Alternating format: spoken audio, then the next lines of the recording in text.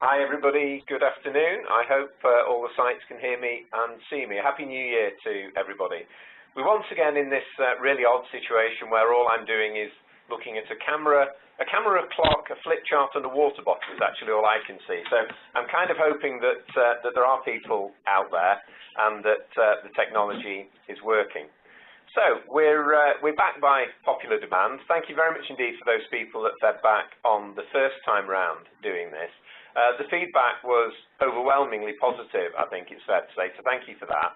But we also did have some really constructive comments and suggestions about what we may do differently or things we may include in the future. So we're going to be adding to those, and I've already threatened the chairman with an appearance on one of these at some stage in the future. He was going to join us today to wish you all Happy New Year, but unfortunately he's had to go down to a meeting about the Care Bill, so Care Act. So he's headed off to that, but he does ask me to pass on his very best wishes to each of you and to say Happy New Year. So I hope you all had a good Christmas and New Year and managed to get a bit of a break in for many of you. I've actually just been looking at some pictures of what HEE got up to over the Christmas and New Year period. I think we can show some of these, which might cause some hilarity in certain sites. While you're looking at these, I just really wanted to say an enormous thank you to people for supporting the charity that we decided to nominate nationally to support from HE, but also in some letbies for supporting the local charities. So we worked with Shelter this year, and the chairman's raffle raised over £500, which is really an amazing amount of money, and I know will make a huge difference. So thank you very much indeed to everybody who contributed to that raffle. But also, in addition to the money that was raised, the amount of food that we were able to donate through our food banks was simply enormous. I know, for example, in the West Midlands that Teresa, one of the team there, was intending dropping off all the food that we'd collected at the food bank, but it wouldn't fit in her car. So Steve Clark's car, finance director's car, had to be drafted in to deliver the food to the food bank. I think it's a Rolls Royce he's got. But anyway, finance directors tend to have things like that. But whatever his enormous car was, that had to be drafted in to drop the food off. And I know that was just West Midlands. I know the same happened elsewhere, and I know on a couple of sites they actually had to stop collecting food because they'd received so much. So a real thank you for your generosity, and I know just how much it does mean to the people that were able to benefit from a little bit of Christmas cheer that we were able to send in their direction. So standing here today in front of this camera does make you feel as though you're starring on television. And one of the things I just thought I'd mention before we got into the meat of today's subject is that we have a very new television star amongst our midst in HEE. And I don't know if any of you are keen football fans, but some of you may have watched the West Ham-Everton game last night. If you did, you may well have seen the camera zoom in for a real close-up of Dawn Williams, a member of our team from the Northwest, who I'm guessing probably supports West Ham, but I understand when the camera zoomed in on her that she was asleep at the football match. So I don't know if that's true or not, Dawn, but please let me know. But certainly the feedback I've had is that we have this new media star in our midst that needs to stay awake when watching the football. So I'm coming to you today, 2 days before the end of consultation on Beyond Transition, and not surprisingly, therefore, that's one of the topics that I want to spend perhaps the majority of time on in the next 25 minutes or so. And this, just so everyone's aware, this broadcast is going out simultaneously to 39 different sites across HEE as we speak. So I'm hoping that I'm covering the vast majority of people in our organisation. And I think it's really important, as I said last time, that we continue to find a way to speak to every single member of staff that works for HEE as we create the new One HEE organisation, rather than what feels at times to be a single organisation made up of 14 component parts. On Beyond Transition, I have been absolutely staggered, genuinely staggered, by the level of response that we've had to the consultation on Phase 2. We've had over 2,000 individual themes or questions logged with us, of which about 200 have been in written form. So that basically means that 1 in 10 of the organisation have taken the trouble to put pen to paper or to send us an email with their questions, with their views, with their thoughts, with their concerns. But also, somewhere in the region of 1,800 additional items have been logged during the various consultation meetings. These have been grouped around 4 key themes, and these would be the themes that you would expect from the way in which we structured the actual consultation. But the most common theme that's come back from people in terms of questions has been around the operating model. How's it all going to work in the future? How does it hang together? How do the various component bits of our organisation actually work with each other? The second most common area has been communications, and that's both communications within HEE, but also communications between HEE and the wider world, so either other stakeholders, other arm's length bodies, Departments of Health, or indeed communications with the wider public and the population that we serve. How's that going to work? How's that all going to stack together? The third area in which we've had a number of comments has been around the vision for HEE, values of HEE, leadership, and the fourth main area has been, I suppose, what I would call as matters HR. So we've had a number of people raising questions and queries about not only what does it mean for them as an individual, but also what do some of the changes actually mean for their team or for the organisation as a whole. What happens if they don't get the job that they want in the area in which they want to work? What happens if their line manager changes, etc., etc. And one of the things that we've got today is, depending on what comes back in questions, I've actually got Gary Theobald, who's our head of people for HE. He's on the other end of the phone, so if there's specific HR questions that come back that people need me to answer, I can make sure that we talk to him and give you an accurate answer. So if you then start to break down a little bit more the analysis of those questions and those areas that people raise, there has been an awful lot of suggestions from you about how we can do things better, how we can do things differently. And that is fantastic, because any organisation that doesn't recognise that the majority of solutions are out there with the people working for the organisation has got it fundamentally wrong. So I know that you've got many of the solutions to some of the issues and challenges we're facing, and these have been suggestions around how we actually embed one HEE, how we disseminate, how we spread best practice from one part of the organisation to another, how we take good ideas around workforce transformation that we've already got operating in one part of our organisation and further spread those. So thank you for those suggestions, and can I just say keep them coming, because ideas from you about how we can make our organisation better and ultimately how we can improve patient care are welcome at any time, not just when we're going through a consultation exercise. So we've had a lot at the moment, but say please keep those coming. The second area from analysing the 2,000 responses has been something about clarity around what I would describe as the old versus the new. So what's going to change in one HEE that we're creating now, as opposed to how the system operated until now? And I think perhaps just as important for me is being very clear about what's not going to change. So, you know, the ability of the LETB to spend money, the ability of the LETB to make local decisions about the workforce transformation are absolutely at the heart of how HE wants to operate, and we do not wish to change that. But equally, what we want to do is to stop doing things 13, 14, or in some cases more times if we don't need to. If we can do things once and save money, then we should be doing things once. The third area in terms of the overall analysis that we've done has been around a real enthusiasm that's come back, a real consensus that's come back that we need to do things differently. Now, that's not the same as saying that everybody agrees with what we're proposing, because that's far from the case. That isn't the case. But the vast majority of people that have commented on this area have said that we can improve things, we can become more efficient by doing things differently, by focusing as one HEE. So that's been hugely positive and hugely welcomed. Thank you for that. A few people have raised the question about the statement that we often make, that patients should be at the heart of everything we do, which I firmly believe in, and I know everybody in the organisation believes in. but a few people have raised the question about, are we actually carrying out our day-to-day duties and responsibilities and tasks in a way that actually demonstrates that we put patients at the heart of everything we're doing? And I think that's a really good challenge. So thank you to those people that have raised that. And I think this is something that every member of the team across the whole country needs to keep thinking about, that what is the relevance of what I am doing at the moment to patients, and how does it ultimately improve the quality of care to patients?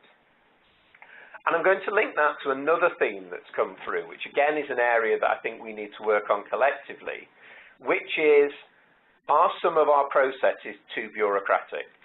Are some of our processes too long? Do we have too many approval steps for certain things? Now, I suspect every organisation would always have people that say that, and some form of governance, some form of process, some form of approval is clearly necessary, particularly when you're an organisation spending £5 billion of taxpayers' money a year. But if we have processes that are too slow, if we have processes that are clunky, if we have processes that have too many steps in them, then I would absolutely be at the front of the list in terms of trying to streamline those and rationalise those. So again, perhaps passing this back to you, please can we have some specific examples of where things can be improved, where things can be streamlined, and we will try and take a look at those. Some things may be out of our control. So as an arm's length body, we are subject to some of the governance and processes that apply to all arm's length bodies across the country as a whole. So I know one of the issues that's come up, for example, has been the COLDA system for booking conferences, and that being a bit long-winded and difficult and not necessarily offering the best value. I'm afraid, much as I would agree with that, by the way, I'm afraid we have to use that system because it's mandated for all arm's length bodies. So there are some things we can't change, but there are others that we can. People have asked for more information on what does being an NDPB mean. We have sent some information around, but given the volume of questions that have come back about the transition from a special health authority to an NDPB, we are now going to put up some more information on the intranet site in the next couple of weeks in terms of what that means. And then the final area in terms of these thematic groupings that we've been doing has been, I suppose, more on priorities for HEE, strategic objectives for HEE, how are these determined, how do we reconcile those priorities that are determined for us by others against those priorities that we may have ourselves, and indeed how do we reconcile national priorities versus local priorities and make sure that we don't just deliver the local or don't just deliver the national. So those aren't all of the areas by any means, but those are perhaps a flavour for you of the most commonly occurring themes that have come back in the consultation today. So what are we doing about that then? Well, the first thing we're doing is that we've got a meeting on the 20th of January in which I'm bringing together all the local directors, all the directors of HEE, including the 4 new National Geographic directors, the Directors of Education and Quality, postgraduate deans, to actually have a conversation about, okay, we're the new leadership team of HEE at the most senior level. How do we now take some of these issues forward? How do we address not just the structural changes that are part of Beyond Transition, part of taking this forward, but also how do we start to address some of the cultural issues and some of the other, the how do we do things issues that sit around the side of that structure.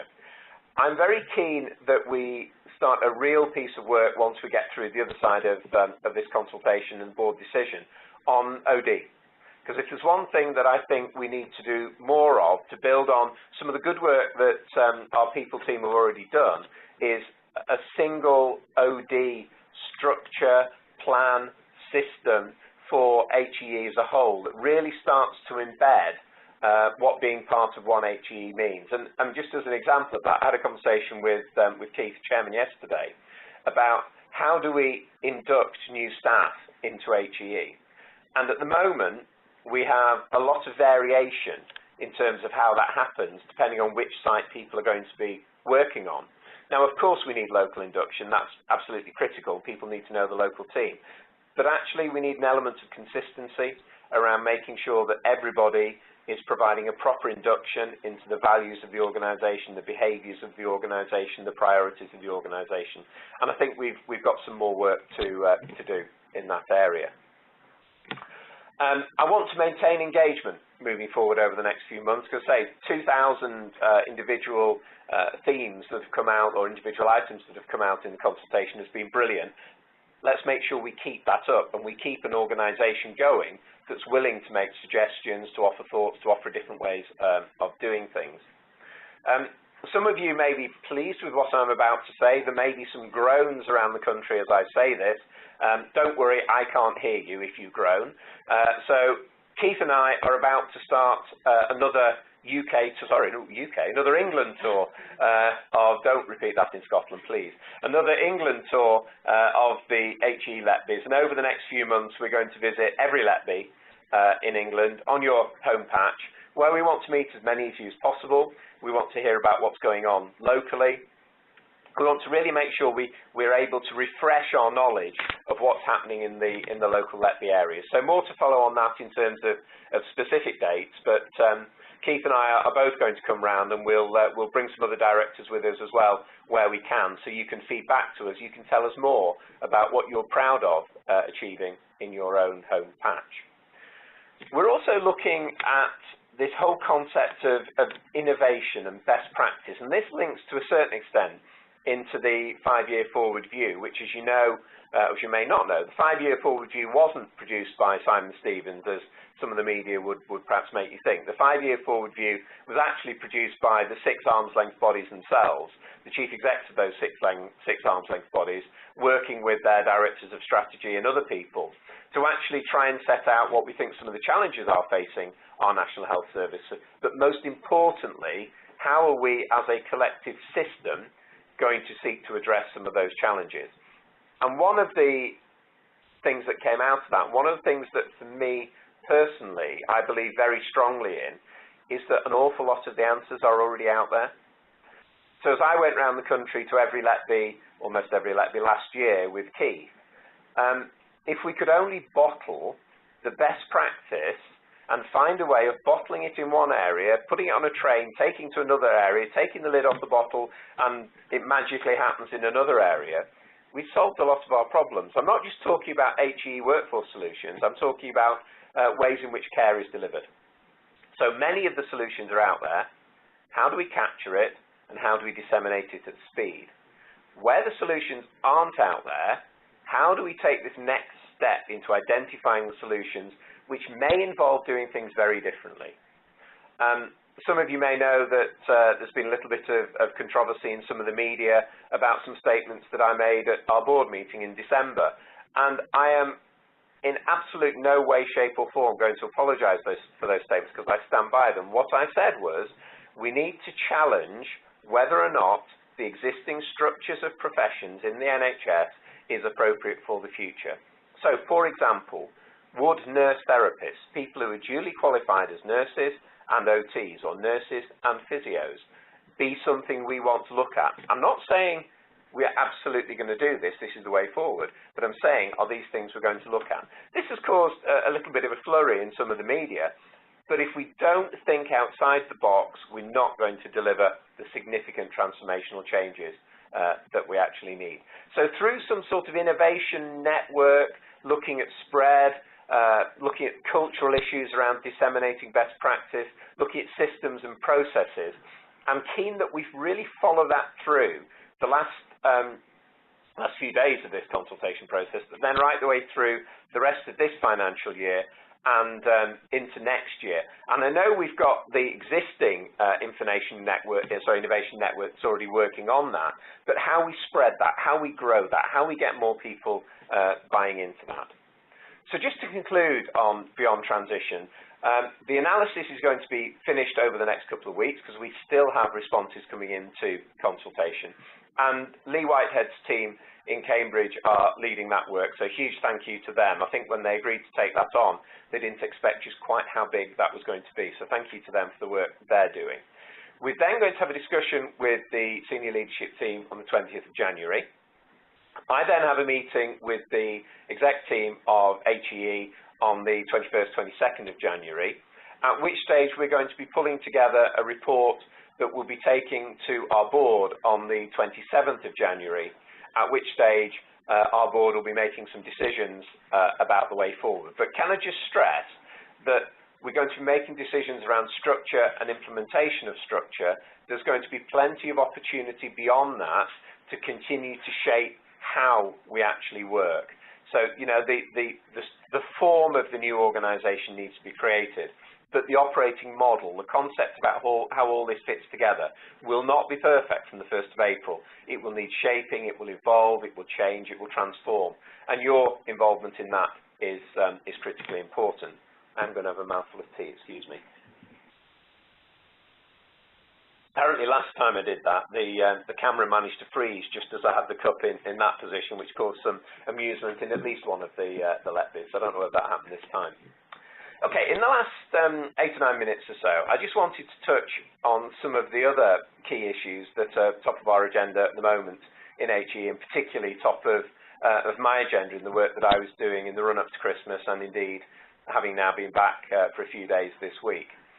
The first thing that you can't fail but notice is that our board in December approved the workforce plan for next year.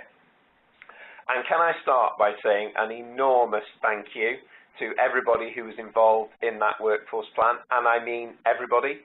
So the National Workforce Plan is an aggregation of what comes out of LETBIS.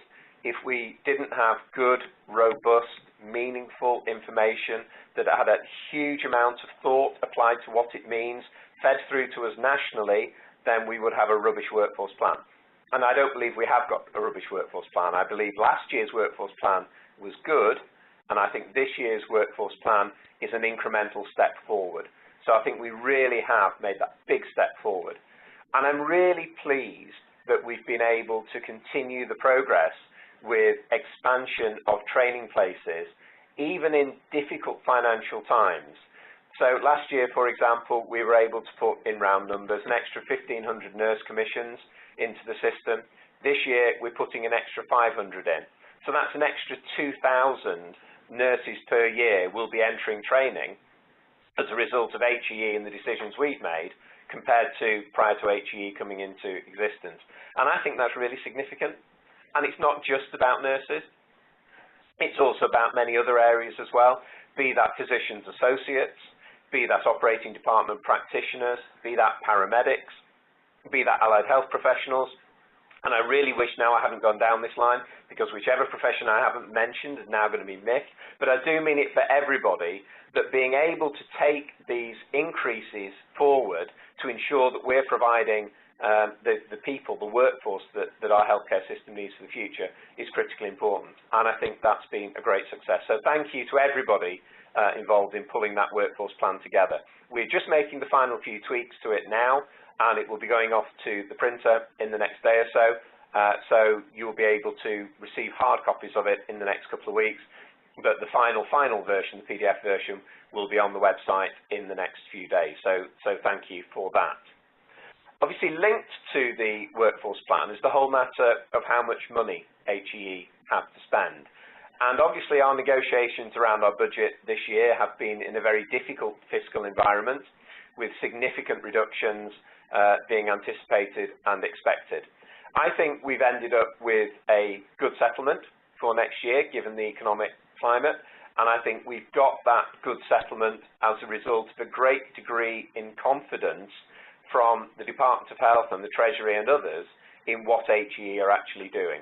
So in round terms, we can argue about, you know, the odd few pounds here and there, but in round terms, HEE's budget for 2015-16 is going to be the same as HEE's budget for 2014-15, which is really a fantastic achievement given how tight money is at the moment. So thank you to all the team involved in those negotiations.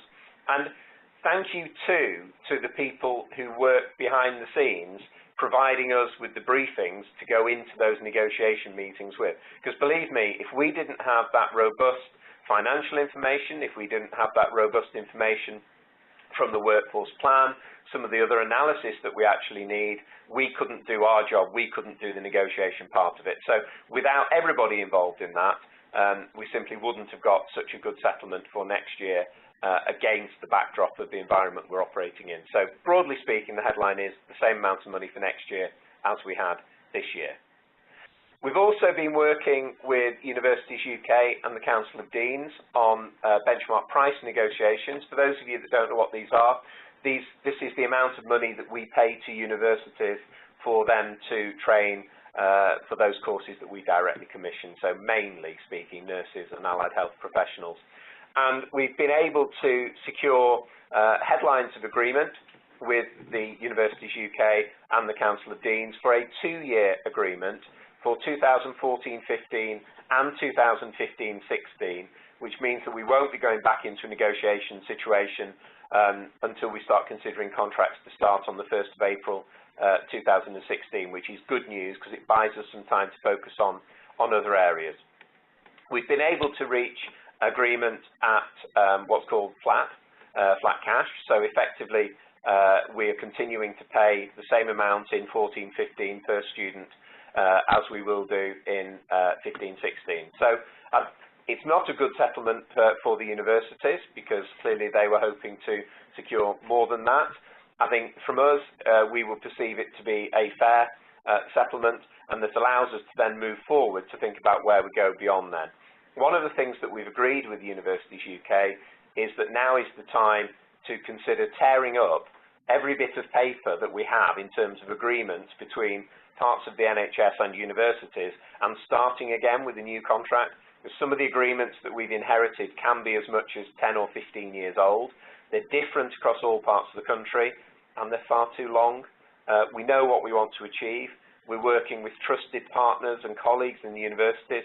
Let's have something a little bit more simple that actually describes what both parties are trying to achieve out of this, and see if we can move towards a new contract being in place for the 1st of April 2016 as well. Some people have asked me where we are with the mandate for next year. As you know, we had agreement from the Department of Health that, broadly speaking, we would freeze the mandates from 2014-15 into 2015-16. In part, that was because it was quite late coming to us in 14-15, but also in part it's because in the election year, we'll have a new government of whatever colour coming into being in May. They may have some different views, different perspectives. So what we want to do is to continue to deliver on the mandate that we've got at the moment. Let's get past May, let's get the new government into being, let's see what their priorities, perspectives are on the NHS and the workforce, and then we'll look at how we take that forward into a mandate for 16, 17 and beyond. So broadly speaking, again, we've been successful in that. There are a few tweaks in the mandate, so some of the targets, for example, so the numbers of people who we've delivered dementia awareness training to, for example, that will increase from one year to the next. But with one or two exceptions where there are priority areas that we've specifically agreed with the department, there's not a new significant change in the mandate this year. So that's a degree of consistency for us, which I'm sure that you will all welcome. I've talked already a little bit about the 5-year forward view and the planning guidance, but what I wanted to just mention is the Workforce Advisory Board that some of you may have spotted in the planning guidance. And this is a new senior group that I'm going to chair, that I understand Simon Stevens is also going to sit on. He's agreed to sit on it, that tries to take forward at national level some of the workforce transformation issues associated with 5-year forward view, associated with delivering the changes we need to be able to make to ensure that we have a fully comprehensive, affordable national healthcare system for this country. So more to follow on that, but I think it's a really positive step. But just to stress, it is an advisory board to HEE. I'm going to chair it. It advises our board. It does not remove any of the responsibility and accountability from our board for what we do. Other areas, just very briefly, because I'm mindful of time. Shape of caring, we'll be seeing a report coming to HE in the next few weeks from Lord Willis, who's been working for us and indeed for the Nursing and Midwifery Council on reviewing the way in which we train nurses and whether or not there's different ways of doing things, whether or not we can build on any of the strengths that we've had in our nurse training system in the past. So more to follow on that probably at the next one of these. But I think that's going to be a really important report to watch out for. Also very topical at the moment, the other two big areas I've been working on with the rest of the team have been GPs and emergency medicine, and including emergency medicine, paramedics and the ambulance service. These are very topical. HEE at the most senior levels of our organisation is fully involved in all the discussions and meetings around how we take this forward and how we make some of these changes that we need to make to ensure that we have robust and safe services and that the workforce are in place to deliver those services. So I'm going to conclude there. Perhaps just one bit of good news before I hand over to you, and that's just to say that HEE's received yet another award, which is fantastic, and that we have been awarded a bronze award for recognition of the support that we offer to reservists. So well done to everybody working in that area. That's a great step for us in terms of delivering that bronze award, recognising the contribution that HE is making, and I look forward to going on to achieving the silver and gold award in the future. I'm going to stop there now because I'm going to hand back to you because I think you're going to have some questions in your patches for about 10 minutes or so. I'm having a bit of paper waved at me. Yes, that's what I was going to say anyway. So I'm going to give you until 3:15, if that's all right, to just spend a little bit of time in each of your locations with your facilitators to just think about any questions you want to feed back to me.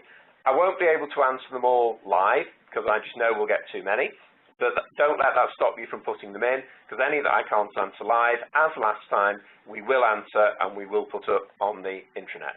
So without further ado, back to your local facilitators to think about the questions you want to ask me, and I'll see you in a little while. Thanks. Hi, everybody.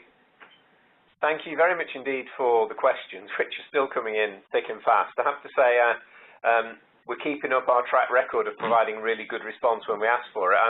Apologies for looking to the side, but I've got a screen to the side of me here that shows the questions coming in, and we've had 45 questions already in about 13 minutes. So thank you for that. That's great going. I said earlier I can't possibly answer all of these questions in the time I've got available, but I'm going to just try and pick some at random. I'm also going to try and cover as much of the country as I can in terms of questions as well. But every question that's been asked we will answer and we will put up on the intranet as soon as possible. So, the first question I've got here is, what does NDPB status mean for students, learners and patients? I hope the answer to that is nothing, because if it does, it means we've failed. NDPB status is more about us as an organisation. So what does it mean for us? Well, it means we are more independent of the Department of Health than we are as a special health authority. It means we have more security about the future.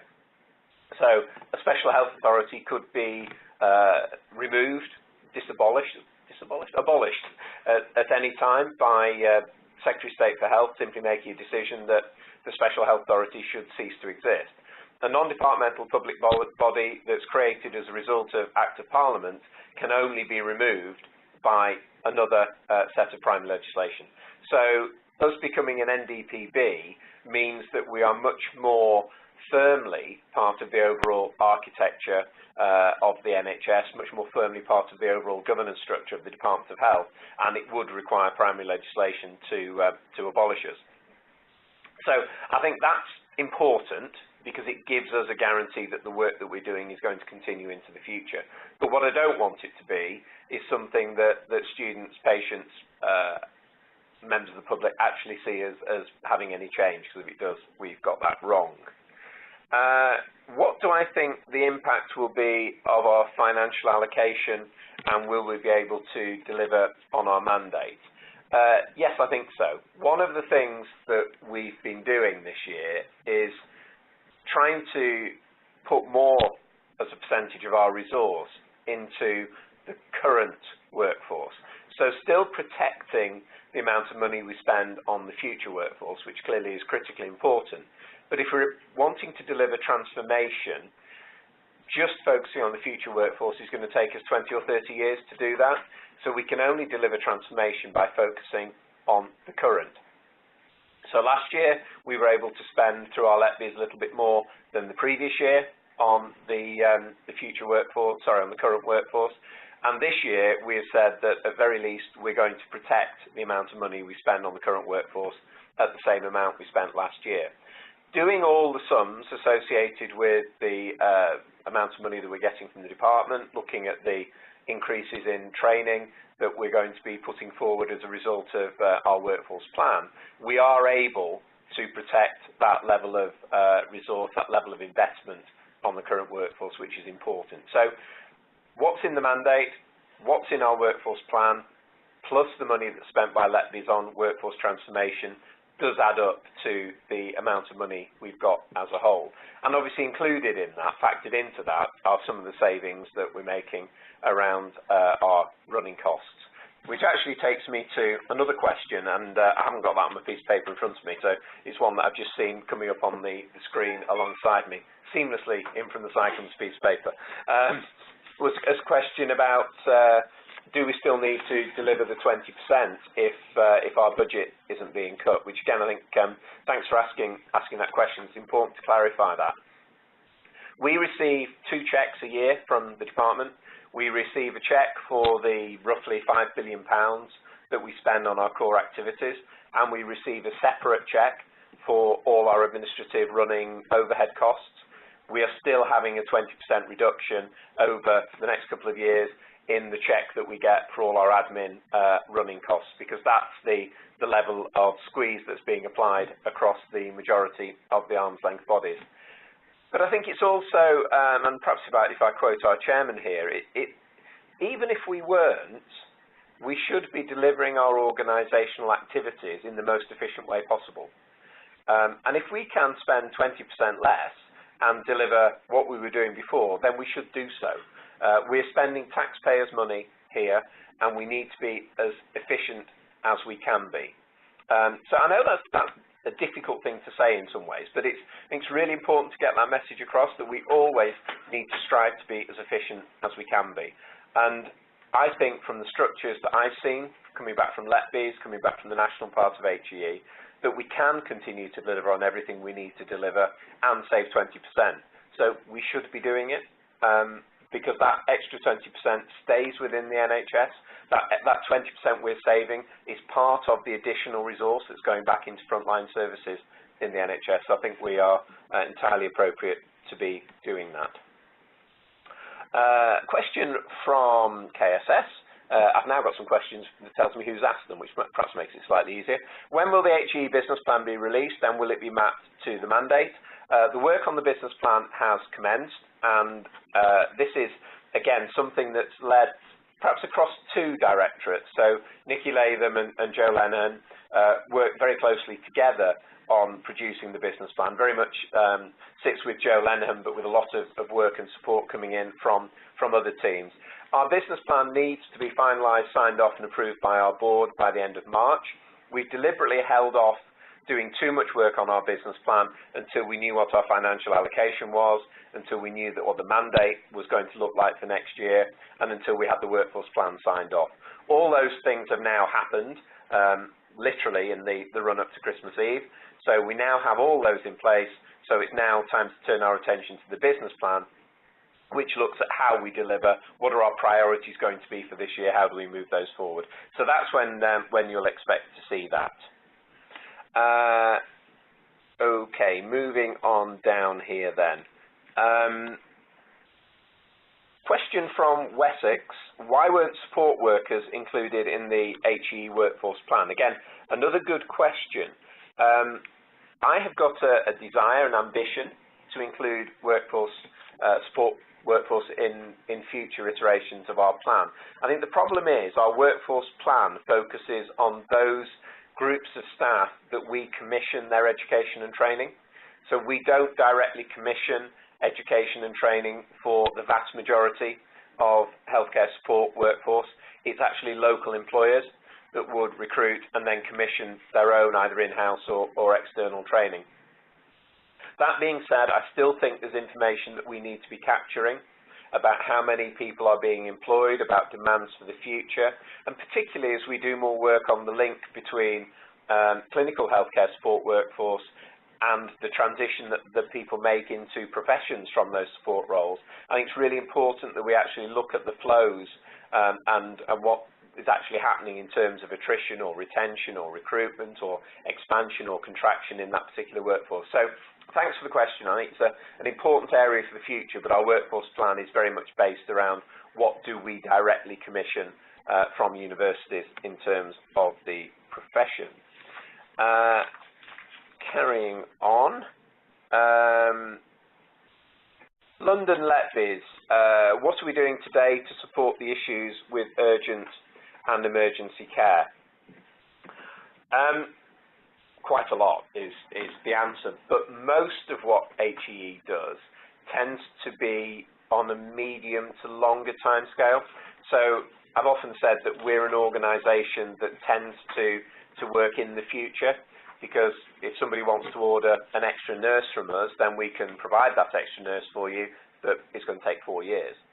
However, we've increasingly started looking at areas in which we can make more of an impact in the short term. So if I take the Return to Practice initiative for nursing, for example, and again, huge credit to the people who've been involved in this, with the massive campaign that they've run across social media to actually try and attract people back to the profession of nursing who have worked there in the past. We are already well over 1,000 nurses signed up, not expressing interest, signed up to various return to practice programs to come back and work for the NHS. And these are people that it's not going to take 3 or 4 years to train. These are people that can be back working with us, for us, in a matter of months. So that's an example of HE doing something that means we can move very quickly indeed to help deal with a particular problem. On the specifics around urgent and emergency care, I'm meeting with all the ambulance chief execs in 2 weeks' time to actually look at some of the particular problems that we've got with paramedic recruitment and retention in the ambulance service at the moment, to build on some of the work that Patrick Mitchell and his team have been doing around where are we going with paramedic education in the future, how do we start to harmonise what we're doing across the country, because we have very varied systems in place at the minute. In emergency medicine, we've seen a significant improvement in applications for junior doctors to take training posts in emergency medicine this year. That obviously starts feeding through into junior doctors working on the shop floor. We're also bringing in over 60 doctors from predominantly India who will come into this country, who will train while they're here, but they will also deliver service while they're here. At the end of their training, they will then return to the country from which they've come with a much broader skill set than they came with, but also having helped us provide service in this country and help take the pressure off some of our own junior doctors so that they can actually get more training whilst in the job. So the 60-odd people coming across into those roles at the moment as a result of an HEE initiative. We're looking at work around some of the other professions where at the minute we don't have a shortage. So pharmacy is an example where there are plenty of qualified pharmacists out there at the moment. What role can pharmacists play in some of our emergency departments to help us deal with some of the pressure and help take some of the pressure off some of the other members of staff there by reallocating some of the roles, some of the functions. So a range of things going forward, and specifically on general practice, tomorrow we're going to be publishing jointly with the RCGP and NHS England a piece of work that actually looks at how do the three organisations work together to help to address some of the issues and challenges with recruitment into the expansion of GP training posts that we're seeing. And I think I stress the word expansion there because we're not seeing a real terms reduction, certainly not a significant reduction, in the number of people who are coming into GP training. We're just not growing it as fast as we want to grow it. So our ambition is to have roughly 1 in 2 of all medical students choose general practice as a career later on. we aren't there yet, and we have to do much more to attract people into general practice. So there's going to be some announcements made around that in the next day or so in terms of what we're doing jointly with those other organisations to try and further promote general practice as a fantastic career, as a fantastic specialty within medicine. Okay, let me have a look at some more of these questions. I've been told there's another piece of paper over there as well. With apologies to London, not apologies, I'm not going to deal with the specific questions for London about moving from Portland House to Stuart House. I'll do that in one of two ways. I'll either walk down the corridor and talk to you in a few minutes, or we can answer the questions specifically. And I'm only doing that because it only affects a relatively small number of people who are present on this cast. So I'll actually come and talk to you about that rather than try and take those as specific questions, if that's okay. Another question here about new roles, what's going to come from shape of caring. I don't know is the honest answer, because this is an independent review, although we do have a number of our team who've been closely involved in working with Phil Willis, Lord Willis, on the content of his report. If I was guessing, on the basis of some of the conversations I've had, I know that nurses up and down the country who are working in mental health are telling me that they wish that they'd had more training in physical health needs of people that they're caring for.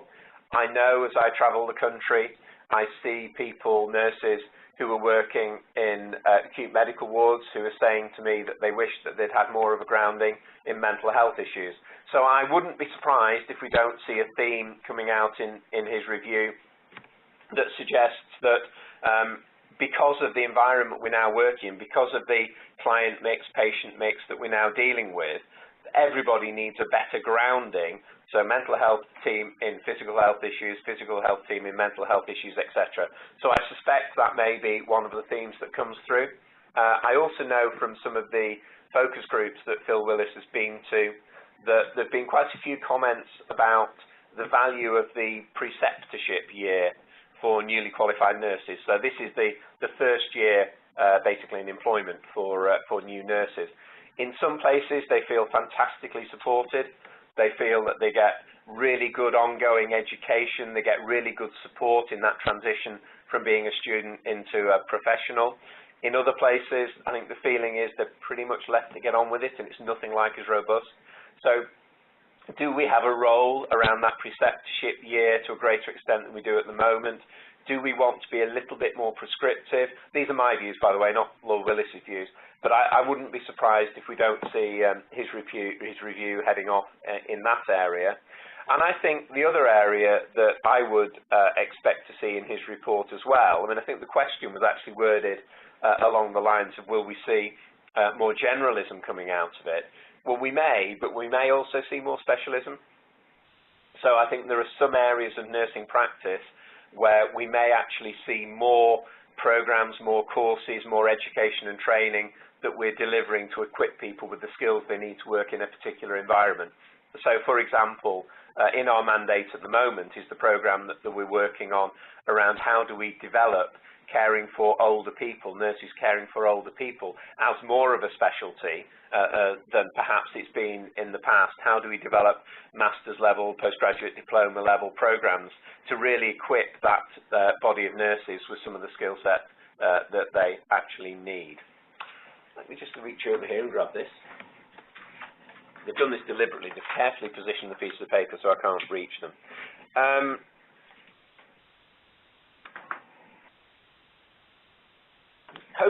Here's a good question. Thank you, West Midlands. Post-election, could we go through it all again? I don't know. I sincerely hope not, and I very much doubt it, is my honest answer to that question. I think that HEE is now in a position as a non-departmental public body where we are robust in terms of what we're doing. I think the various political parties understand what we do. So if you look at the current government, obviously we have a coalition of Lib Dem and the Conservative Party. So the Conservatives, we have two ministers who we're regularly in contact with, in Dan Poulter and Jeremy Hunt, Secretary of State, who very much understand HEE, know what HEE do, involve us in any relevant discussions. But we also have Norman Lamb, who of course is Lib Dem Minister, who again understands HEE, knows what we do, and very much involves us in discussions and debates relevant to his area of particular interest, which is predominantly, but not exclusively, mental health. We know people who we interact with in the Labour Party. So Andy Burnham, for example, knows what HEE does. He understands what HEE does. We've spoken at the same conferences on issues over the past year or so. So I doubt that anybody is going to come forward and suggest, oh, well, let's just throw HEE up in the air. Let's just abolish HEE. I genuinely doubt that would be an outcome. Will an incoming government have different priorities? Perfectly possibly. But if you go to our overarching ambition, which is to improve the quality of care delivered to patients through a focus on the education, training and development of the current and future workforce, I can't see that changing. I think that's going to be our raison d'etre into the future. And one of the reasons why I was so keen that we took the 20% running cost saving out this year, because we could have done it over 2 or 2.5 years, but one of the reasons that I was so keen that we took it out this year is so that we can all focus on our day job and stop worrying about where the next management cost reduction is going to fall. So that by 31st of March, 1st of April this year, HEE will be running at a level that is affordable in terms of our running cost budget for the next 2 to 3 years.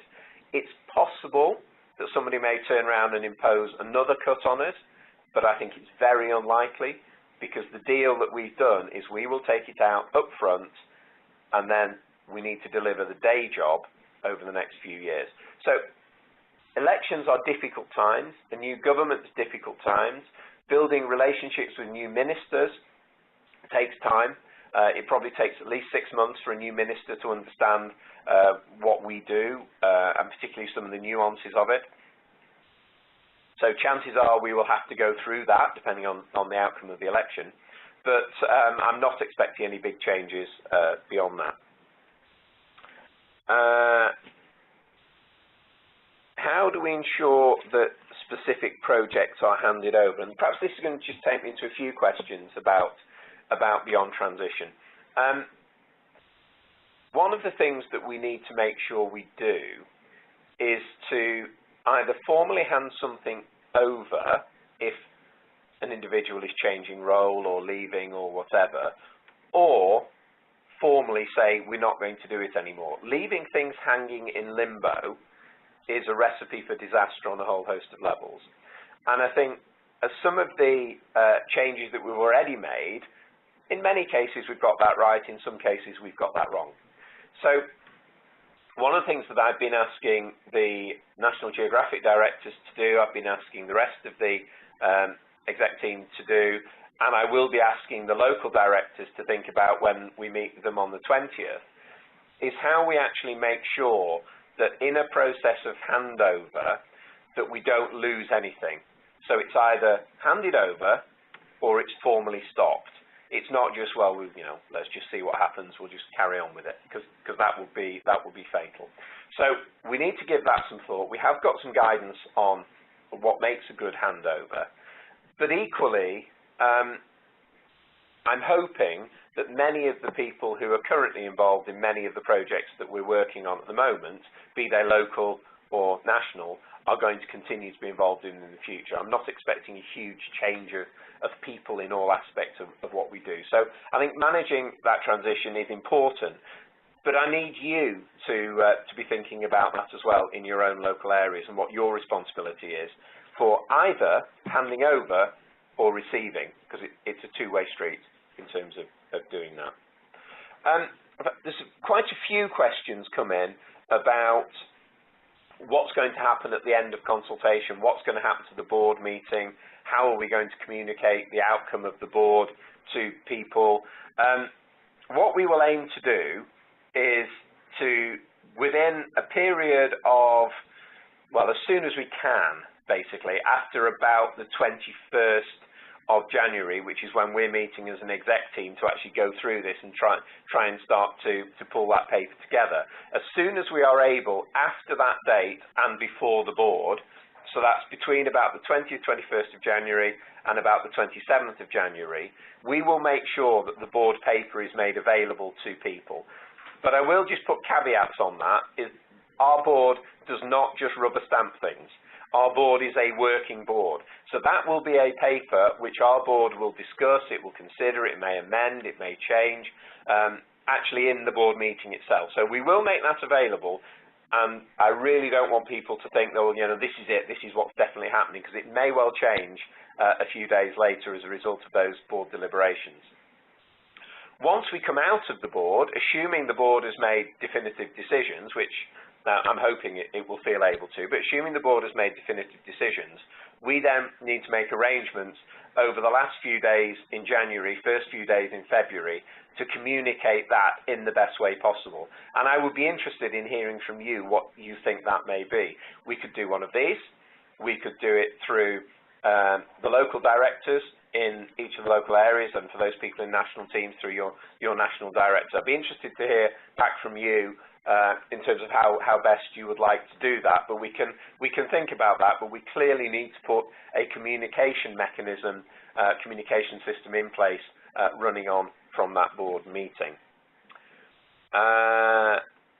Okay, question from Wessex, when will we see the mandate update? Hopefully in the next 2 to 3 weeks. Now, I say hopefully because it's not in our gift. It's in the gift of the Department of Health and politicians, basically, because it is their mandate to us. So as soon as they feel that they're able to release it, they will release it. It's also slightly complicated by the fact that because it's a government document, it has to go through something called Home Affairs Committee clearance, which basically means it gets sent round the other departments in Whitehall to make sure that no other government departments have got any problems with what's contained within it. I'm not anticipating that they will have, because it's not changed much from last year, but that process can sometimes take a few days, it can sometimes take much, much longer, and that's entirely dependent on the workload of other government departments. So I would hope in the next 2 to 3 weeks would be a realistic timescale for us to achieve that in. Wessex, thank you very much. You welcome our visit. That's much appreciated. You'd like these to be more regular and routine. Yeah, I mean, we are hoping to get round and about the country more than we have done in the past, but we have to be realistic that there are only 2 of us, and we have 49 offices in HEE. So even if we went to every different office once a week, we'd only get to see you once a year. So we will do our best, but we're hoping to start putting a rolling program in place that we go to each LETB once a month. So we go around the country effectively over an annual basis. So we'd see you all on an annual basis. That's probably not enough, and we will try and do it more than that, but bear in mind we have got 13 LETBs, so we'll do what we can. It's not a question of us not liking you or not thinking you're important. I have to say, if it was up to me, I would much rather be out visiting you than I would be in London in some of the meetings that I have to go to down here. But we have to make sure that we balance the commitment. The other thing we could do, we could go separately, which probably means you'd see us twice as frequently. But actually, when we did that probably 12, 18 months ago, the feedback was that we'd actually quite like you to come together. So, but again, we're open to your thoughts, your views, your suggestions. I'm getting signals that we're running out of time, that we've got about 2 or 3 minutes left. So let me have a look at what else we've got coming through here. London LETBs, how are healthcare professions other than medicine being represented at the staff meeting on the 20th of January? We have the Directors of Education and Quality, who are the people who are responsible for the multidisciplinary, multi-professional workforce education and training in HEE. So they will be at that meeting at the 20th of January. But just to stress, I mean, this is a senior team management leadership meeting of which much of the focus is on beyond transition. what we have in terms of the key policy decisions, the key strategy decisions within HEE. Obviously, each of the chief professional officers works for HEE for a day a week, but we also have the uni-professional, or in some cases multi-professional HEE advisory groups that feed in and deal with the professional specific issues that we're talking about, be they dentistry or pharmacy or AHPs or whatever they are. So those are the groups, those are the mechanisms that we actually use to inform and shape the working that we're doing in HEE. Okay, I'm getting gesticulated at that we are running out of time now, so I'm going to draw it to a close. I do want to just ask you all one favour though. The staff survey. The staff survey closes at the end of this week on Friday. We currently have around 46% of the staff of HEE that have completed their staff survey. We have a range from some parts of HEE where 61% have achieved it, not telling you where.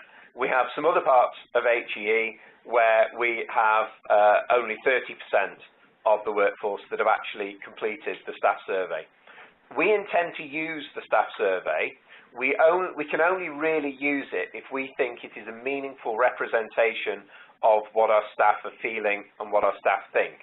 So please go and fill in your staff survey if you haven't done it. Please put comments across. What tends to happen with staff surveys is that people who feel something's really good say so, people who think something's really bad say so, and everybody in the middle doesn't bother. That's not helpful, being honest. So if everybody could actually fill in their staff survey, give us their views, give us their thoughts, give us their opinions, it would be appreciated. I would like to get to the same level that we got to last year, where 70% of the team in Health Education England actually completed the staff survey, which gave us one of the highest returns of any NHS organisation in the country. And as we're an organisation that's all about people, I really would like to hear from the people about what's good, what's bad, what's indifferent, what should we change, what do you want us to keep in the organisation. So please just I've done mine, it just takes 5 minutes to fill in the staff survey. I did struggle with one or two of the questions, but I have managed to complete mine. I think there's a question about, do I feel adequately informed about what's going on in the organisation? That did make me smile to a certain extent, but please do have a go at filling that in. Final couple of comments from me. I think I said this last time, so apologise for repeating myself if I did. I know this is a difficult time. I know this is challenging. Some people more than others. Please bear with us. We want to get through this process as quickly as we can. There are a lot of very specific questions about Beyond Transition and HR implications of Beyond Transition that have come in today. We will answer those. We will get them up on the website. I'm actually going to ask the team to prioritise some of the Beyond Transition questions and get those up in advance of some of the others, because inevitably it takes a few days to answer some of the questions. So we'll try and get those up in advance, because I know that those are things that are concerning people specifically, and we'll try and get those up quickly. We want to get through this process as well as we can. We will make mistakes. We won't get everything right. We've got a really good HR team working for us. One of the questions was, do we think we've got enough HR resource across the organisation to be able to see Phase 2 Beyond Transition through? Well, I hope we have. Certainly the competency is there without a shadow of doubt in the people we've got. We have got roughly 50 HR professionals working for HEE, plus we've got the outsourced HR service that we have for the organisation as a whole. So I'm hoping we've got enough HR professionals to help us see through this. But please bear in mind that they are busy people. That doesn't mean that they shouldn't be responding to your requests. But, bear with everybody. Everybody is going through a difficult and a challenging time. We've not got long to go now through until the end of March. I'm confident that we can get there. As I said last time, I want to absolutely minimise the number of compulsory redundancies that we end up with in this organisation. And I will personally be looking at every single compulsory redundancy that this organisation is going to make, because I really don't want to be there. If we've got loyal, dedicated, committed members of staff who want to work for HEE, I want to find a way of those people continuing to work for us. If we've got people who want to go through voluntary redundancy and that's an option that's available to them because of the situation they're in, then absolutely we should consider that. But I want to get through this as quickly as we can, in a sensible way as we can, ensuring that we continue to deliver our statutory responsibilities. The final thing that I want to say is that from the 1st of April, from midnight on the 31st of December, I am going to ban the term beyond transition. I think it's been helpful in terms of the process we're going through, in terms of the project, but as we move out of that, we are not into beyond transition, we are into the organisational development associated with continuing to take one HEE forward. Because that's what we are about. We are a single organisation that works as best it can do at local level, that works as best it can do at national level, that integrates some functions in between local level and national level where that makes sense, to focus on improving the quality of care delivered to patients and spending taxpayers' money in the most efficient way that we possibly can. So from midnight on the 31st of March, beyond transition is banned. I'm going to have a beyond transition swear box in my office. Anytime any of my team use it, we will make a contribution to charity. We are into creating and taking forward one HEE, which I genuinely, passionately believe is a fantastic organisation that is focusing on our workforce for health and care in the future. And that can only be the right thing. So let me go back to that question. Do I think an incoming government will change it? If we continue to deliver in the way in which we have done so far, if we continue to focus on patients, if we continue to focus on getting the best value for the taxpayer's pound, nobody's going to touch us. We're going to be a safe, robust organisation that can really make a difference to the healthcare system in this country. Thanks very much for your time. Thanks very much for listening. By all means, if you want to carry on conversations in your own local areas, please do so. If you need to leave, don't hesitate to leave. And let's have some feedback, again, good, bad or indifferent on today, how we could do it differently, and also whether you'd like to see other people instead of me standing here, because I think it would be good over the next few months to perhaps have a bit more of a mixture, or perhaps for me to do alternate ones and put some of the directors in front of the camera, perhaps just for a bit of a change. But let me know. The other option, and I'm going to get a groan from around the room as I say this, is that perhaps as I go around the country to visit some of the LEPBs, we could try doing this from some of the different LEPB locations. Leave that with you to come back to me with some thoughts. Thanks very much for listening. See you soon.